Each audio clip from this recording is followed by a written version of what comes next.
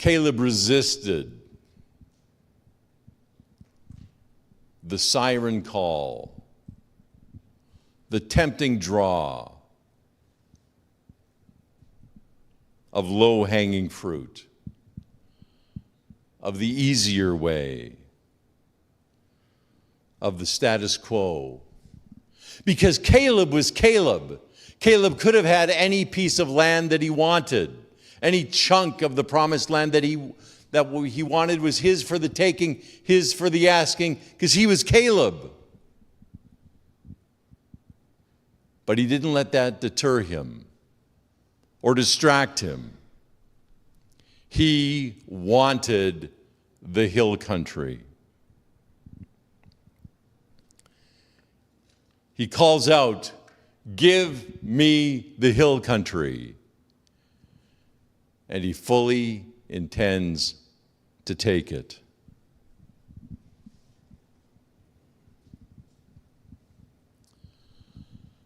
As we're gathered here today, the people of Morton Alliance Church, I don't know if you knew this, but you're hill country people. As children and heirs to those people who founded this thing called the Christian Missionary Alliance, you're hill country people. As those people who are children and heirs to those who founded the Midwest District, you're hill country people. And some of you are children and heirs of the people who founded this very church. And you know them. They were hill country people. We're the children of folks like A.B. Simpson and Robert Jaffrey, these founders of the Alliance, who down to their very bones were hill country people. They founded ministries with the express purpose of going to the hard places, to the undiscovered places, to the places that were also worthwhile. But we're also folks of people in this very district, like the voracious church planter, a guy by the name of Ernest Regier, who planted more churches than I have fingers.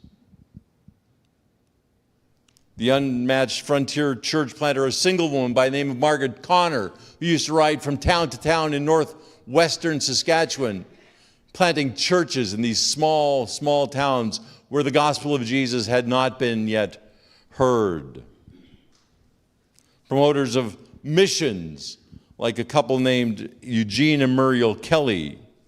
Or maybe we're heirs and descendants of people like Ruby Johnston, this single woman who worked as a registrar's assistant at a Bible college in Regina, Saskatchewan, who noticed there was no gospel witness to the Chinese people of that community. And so she founded a Bible study that turned into a church, that turned into a series of churches. And now there are about 100 Chinese Alliance churches in Canada that all draw their lines back to this faithful woman named Ruby Johnston, who never became the pastor, but saw there was a need. Or maybe, this one come a little closer to home, maybe we're more the heirs of people like David and Marion Caskey, Canadian Midwest District Apostle. I call them the apostles to the north.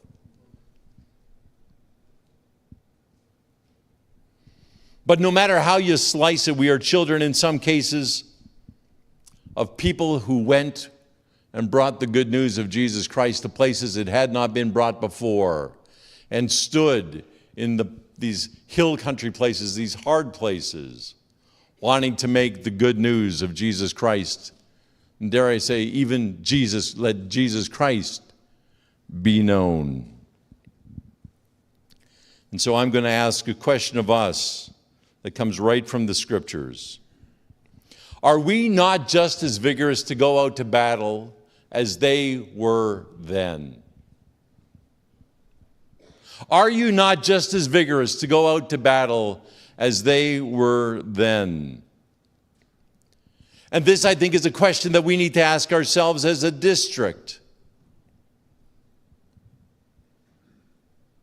And that you can ask yourselves as the people of Morden Alliance Church. And no matter your age or range or whatever, like Caleb, ask yourself. Ask yourself, will you today follow the Lord your God wholeheartedly? Will you continue to trust and to follow God to take the hill country?